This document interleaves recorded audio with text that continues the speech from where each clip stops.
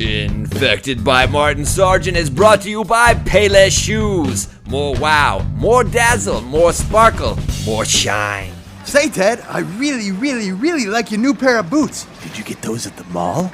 The mall? Fuck no. I got these at Payless, where Bono shops. Bono? The rock star activist? Awesome. Hello, I'm Bono. The world might be going to hell on a man-made meteor forged in steel from the blood of the working class, but that doesn't mean you can't treat yourself to nice boots and shoes at a good price. That's why I shop at Payless, where they make great boots. Just look for the yellow sign. Shop at Payless, and do it in the name of love. Payless. These boots are made for ass fucking. This is the story of Joey and the Christmas miracle. Joey couldn't sleep the night before Christmas. Not from the discomfort of his filthy mattress or the vermin that kept scurrying forth from his hair to nourish themselves on his blood, but from the excitement of waking up to discover what Santa had brought him. Because his squalid apartment under the 10 freeway didn't have a chimney, Joey wondered if Santa would be able to get in through the radiator, especially since the gas company had shut off the heat months ago after he had spent his last $40 on the new version of EverQuest. He was cold, but his paladin was already 10th level. As he lay in bed swatting at his skin, Joey heard sleigh bells in the alley out back, where his neighbor Ramirez had been recently stabbed 25 times with an ice pick in a drug deal gone wrong. Or right, depending on what gang you belong to. "Santa!" Joey yelled as he peeked out the barred windows. Sure enough, there in the alley was a fat old man with a white beard. Rubbing his eyes to make sure it wasn't one of the old drunks who lived in the alley in a box, Joey convinced himself it really was the jolly old elf Saint Nick and pulled his emaciated body through the bars into the litter-strewn alley. "Santa! Santa!" Joey yelled as he nearly pissed his Spider-Man pajamas for the second time that night. "Have you brought me a treat?" "Oh, Joey," said Santa, "I'm afraid no one will be getting Christmas treats tonight. The Crips in your neighborhood mistook Rudolph's nose and my red suit as a gang instigation and shot up all my reindeer with their Glocks. Now I don't know how I'll deliver all the presents to the children." "Don't worry, Santa," Joey said. "I'm a shapeshifter." As he began shaking his tiny bird-like frame in the alley, Joey was molting. In a poof of feathers and pixie dust, Joey transformed himself into a tiny sparrow. With a few peeps and whistles, he summoned all the bedraggled pigeons in the neighborhood, and with the slight Joey bird leading the way, the motley flock pulled Santa's sleigh and delivered gifts to all the world's children. And when Joey flew home, what did he find right there by the busted-up radiator? Medicine for his advanced case of rickets. He wouldn't die after all. And just like that, Joey's little bird-like heart that hammered away in his translucent chest grew 3 sizes and then burst through his frail ribcage into an explosive font of crimson gore. It was a Christmas miracle. Infected. Infected. Infected. Infected. Infected. Infected. Hello and welcome to the Infected Christmas Special. I'm Internet's Martin Sarget. I'm here pounding the eggnog tonight with my pals Joey and the Gator. Hey, chums! Hey! Are you guys excited for Christmas? You bet you, Martin. I love Christmas. Gator, what are you going to do this Christmas season? I don't know. I'll probably drive around in my truck and drink peach schnapps, listen to the radio. I don't look at Christmas lights. I'm actually kind of lonely. Or I might go to the Shoney's, get some good coffee, hang out. That's the saddest Christmas story I've ever heard. That's my life, Martin. You know, I go to my family's place, and it's not what I like to do for Christmas. It's just what I do. I always say I'm not going to do it, but I get really wildly drunk and make a complete embarrassment of myself in front of the family. I don't like to do it, but that's That's what happens, though, sometimes on Christmas with family. You know, it's Christmas. It's the holidays. You're It's a forgiven. time for drinking. That's what my family doesn't understand. It's a time to rejoice, and it's a time for forgiving. And it's a wonderful time of the year. I think everybody should be in the Christmas spirit no matter what. I don't buy into that old I'm blue at Christmas bull crap. Well, I've got the holiday spirit, and let me tell you, our Christmas gift to America is this infected holiday special. It may be the best gift you get this year, especially if your family is very poor. I used to have a gym sweater. I made it myself. I put a bunch of bottle caps and broken glass in there and chicken bones. It was nice. You made that sweater when you passed out in back of Rick's Bar and Tavern. I kind of just rolled around on stuff. When I got up, it was... You were wearing a sweatshirt and you rolled around in the back of the bar in the alley, and all of a sudden you woke up and you thought you had a gem sweater. I was infused with the spirit of the season when I woke up. Well, last week on Infected, I hope you listened to it. Last week we talked about how internet dating is nothing but a Christmas stocking full of horse shit. Bullshit. But I may have to recant everything I said. That's right. Martin Sargent might be in love. Are you serious? Yeah, in love with someone I met on internet. Tell us who, Martin. I actually haven't met her, but I have masturbated to her 8 or 9 times. I know that. I'm in love with a lot of people. Here's the story, all right? The other day I go to martinsargent.com, which I don't own, and it's basically been held hostage from me by a series of shady opportunist bastards.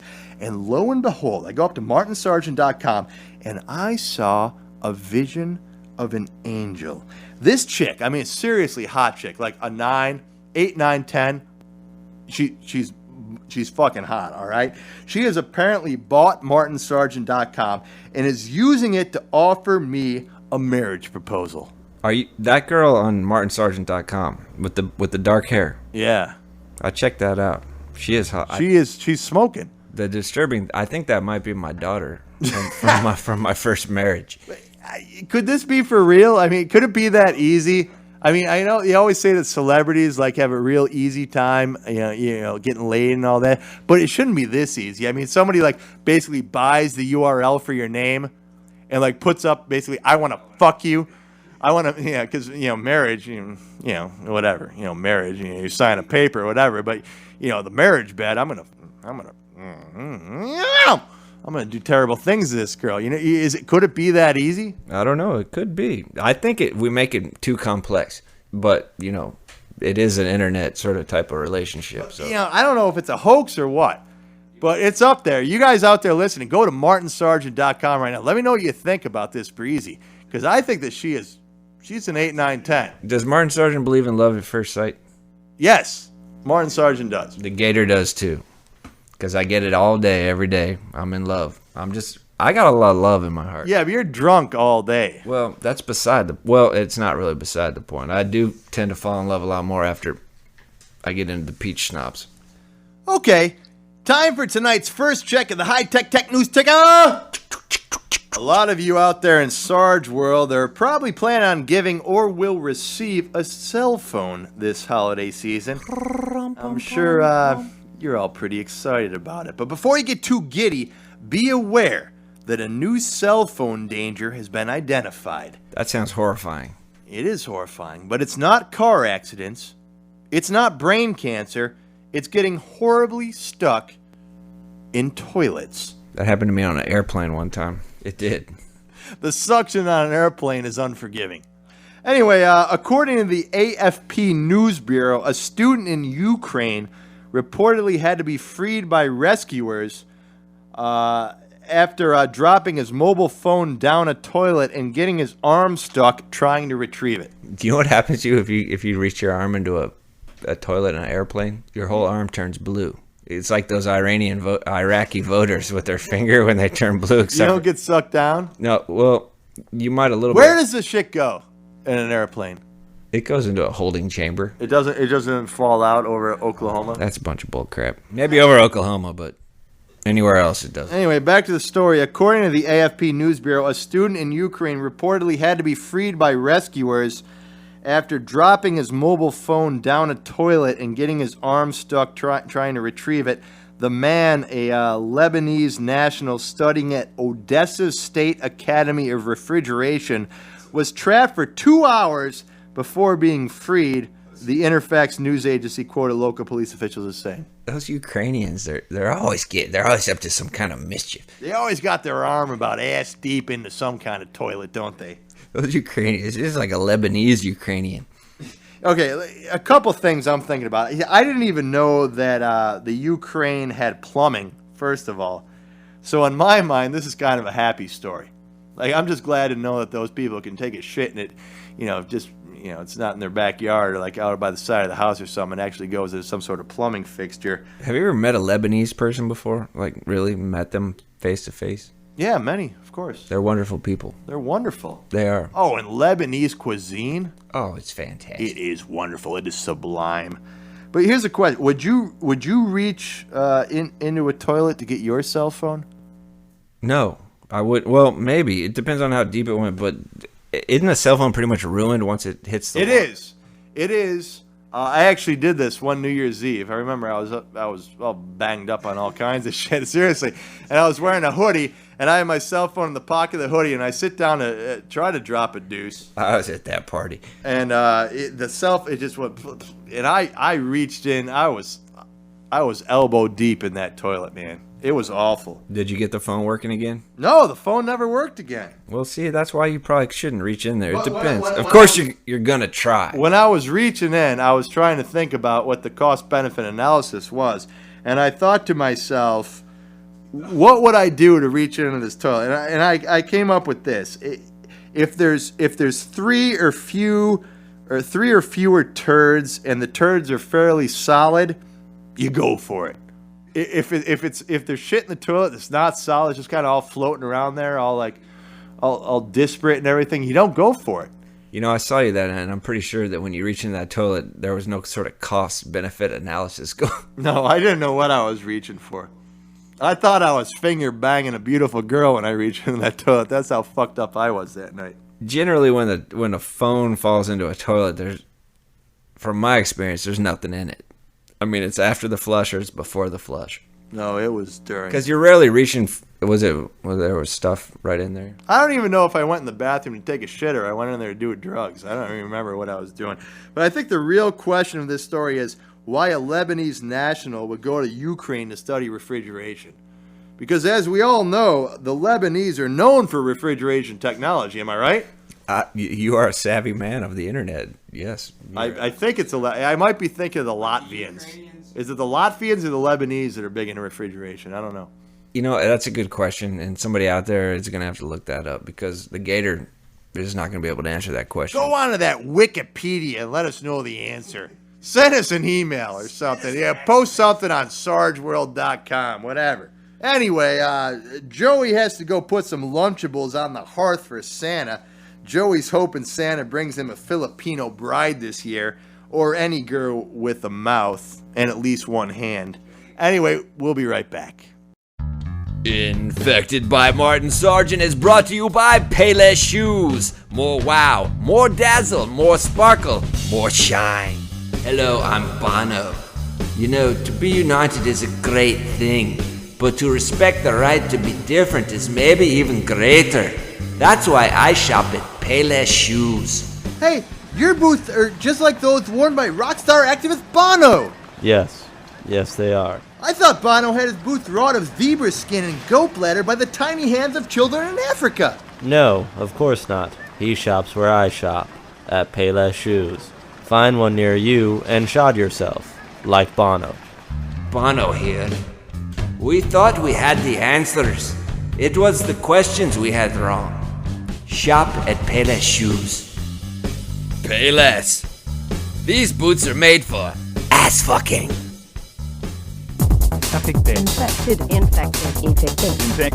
Infected. Welcome back to Infected. Time for another check of the high-tech tech news tech. Oh! A lot of you out there in Sarge world are probably planning on giving or will receive a video game this holiday season. I'm sure you're very excited about it. Before you get too giddy, be aware that a video game danger has been identified. It's not carpal tunnel syndrome. Is it obesity? It's not obesity. It's losing control of all bodily functions and foaming at the mouth. That's right, according to television station KCCI in Des Moines, Iowa, a 14-year-old girl had a seizure from playing the game True Crime, Streets of New York, for 5 hours. That's a bunch of liberal media crap. The liberal news media.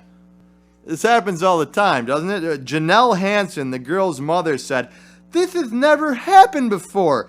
Boy, it scared the life out of me." Scared the living daylights out of me. Direct quote. Hansen, the girl's mother, woke up early Sunday and heard an awful noise from her daughter's room. She found her daughter thrashing in her bed. Well, she should be happy that her daughter wasn't dead, because a lot of people apparently have played a long amount of video games are ending up dead lately. I think you're diminishing the horror of this situation in Iowa. I could be. The mother said, I rolled her over. Her eyes were dilated. She was foaming at the mouth, gasping for air, just breathing very hard. That's a scary situation. Yeah, well, the girl's brother played too, but he took a break when it was her turn. She stayed and watched him play. Last time I found my daughter doing something like that, she was on martinsargent.com. But seriously, folks. You know, like she's like, "Oh, this has never happened before." Well, I hope it never happened before. Why are you? What time in the morning was it? Yeah, I woke up early Sunday in the morning. She'd already been playing for 5 hours. She hasn't slept. She hasn't slept. Well, you're lucky you're not from Korea, because they keep finding Korean kids dead in the video game parlors over there, just dead. They're like the real skinny kid over there, and they're like, he's not moving. They go and touch him, to bring him another iced coffee, and the kid's just dead. That's sad. But the saddest part of this story is, here's a girl in Des Moines, Iowa, who's playing some game called True Crime, Streets of New York, for 5 hours, starting very early on a Sunday morning. You think she's ever going to get laid? She could get laid easily, I think. Gator. If you're listening right now, seizure girl, you got a suitor right here. Well, I'll take you around in my truck and we'll drink some peach schnapps. We'll look at Christmas lights. Don't look too hard or you might seizure. But don't worry about a damn thing. Gator will take care of you, sweetheart. The story concludes that I'll give you a tiny little finch bird and we'll talk all night. The girl only plays 1 or 2 hours at a time now and then takes a break. Well, that's good. That's good. Apparently she's learned a lesson from flopping all around the fucker bed and foaming at the mouth, and her goddamn mother comes in. Where was the brother? The brother took a break. She only plays for 2 hours, and she eats a loaf of Wonder Bread. Yeah, then she got. Then she goes back. Take a break, sweetheart. Go back down to the kitchen. Get a little Debbie bar. Get some in you. Get some fucking Kool-Aid. Let me tell you, all you video game people, go outside and throw the ball around once in a while, would you? Get out and get some damn fresh air. Christ, you people. Joey, I'm talking to you and your EverQuest. I know you got a 10th level paladin and everything. Sit in the back of Gator's That's truck. not the be-all, end-all of existence, for Christ's sake. Oh, everybody talks about them cigarettes and peach schnapps being bad for you. You sit in the back of Gator's truck and we'll ride around and get some fresh air. You don't need to play them damn games. They got true crimes right out here. Anyway, we're all praying for the family of that seizure-ridden girl. We are. It's a scary situation, and we hope that nothing ever like that happens to you this holiday season. Okay, Gator's got to go change the poultice on Joey's ass lesion. We'll be right back. I don't want to do that. I did it last break. We'll be right back with self-defense expert Ricky Kang. Infected by Martin Sarget is brought to you by Payless Shoes. More wow, more dazzle, more sparkle, more shine. Hello, I'm Bono. I move like a solitary wolf on a distant ridgeline at twilight. And I do it in shoes I bought at Payless. Follow me, if you can. Mega rockstar activist Bono with the coolest. I'd do anything to be like him. Well, Tommy, that might be easier than you think. Really? How so? Well, for starters, Bono buys all his shoes at Payless. So all I have to do is shop at Payless Shoes? Well, I said for starters, Tommy. He's a complex man, Bono. You probably never really be like him, but you can't wear the same shoes as him. You can get him at Payless. Did you know Bono also likes to fuck men? What?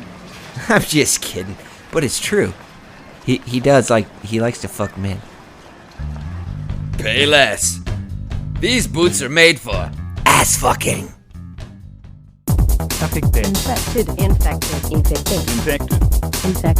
Infected. Welcome back to Infected. You know, there's one thing that really never fails to get me in the full swing of the holiday season, and that's excessive drinking. So to honor the old age tradition of the holiday cocktail, I've enlisted the help of heavy drinker and self-defense expert Ricky Kang to share with us his top 3 adult holiday beverages. Ricky, are you there? Martin! Quasi-Toto, man. What's up? Can you hear me, buddy? Yeah, I'm here. Quasi-Toto, my old friend, and happy holidays. I can't even hear you, man. Turn that shit off. What's that? I said happy holidays.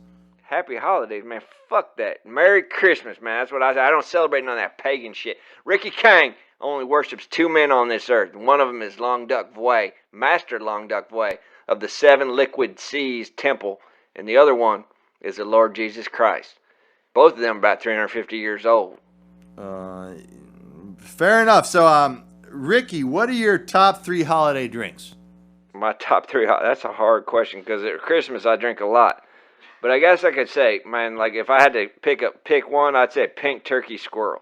It's good at Christmas, man, because you drink it in the Christmas morning when you're feeling all sick and shit.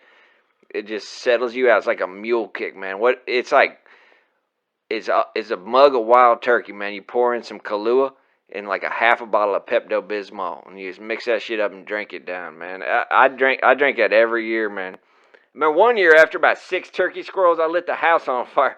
Well, I guess you say the motel room, because at the time we were staying in the Days Inn.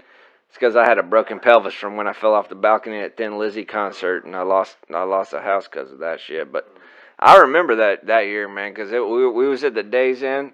And that's the year my boy Cody Cheyenne, he's a little motherfucker. He crawled into a heating duct in that same room behind the bed. He crawled in that motherfucker, and I couldn't get him out, man. I had to reach in there. I was reaching down. I was like, Cody Cheyenne, bring your little fucking ass out here. Bring your ass out here. I reached in there. He bit my fucking pinky finger off at the knuckle, and he spit that shit back out at me. It hit me right about on the chest of my fucking Christmas shirt. And that's about all I remember from that year. Wow, that's Cody Cheyenne. He's a little something, huh? He's a little motherfucker, man, just like his daddy. He's a little ass kicker. He's a little warrior. He's a little warrior. He is a warrior, Martin Sarget. He's a warrior. That little motherfucker tear your ass up. Cody Cheyenne's like a little motherfucking squirrel. Man, my motherfucking the kid, he brings 6 dead squirrels up on my porch every day. I don't know how he does it. He's quicker than a motherfucking ferret. Okay, so that's 1. How about drink number 2? I don't know, man. I drink a lot of beer, mostly, man. That's about what I drink. Just beer. I don't have a drink number 2, man. Give me a 6-pack. Drink number 2, 3, 4, 5, 6, 7, 8. It'll be about 6 Schlitz. Whatever I can find. Fuck that. Okay, well, thank you, my old friend Ricky Kang. Martin, man. Merry Christmas, man. I am just infused with the spirit of the season, man. I love it. All right, that's Ricky Kang. I love you, man. I love you, man. Merry Christmas. Quasi-Toto. That's Ricky Kang, founder of Kick-Ass Karate.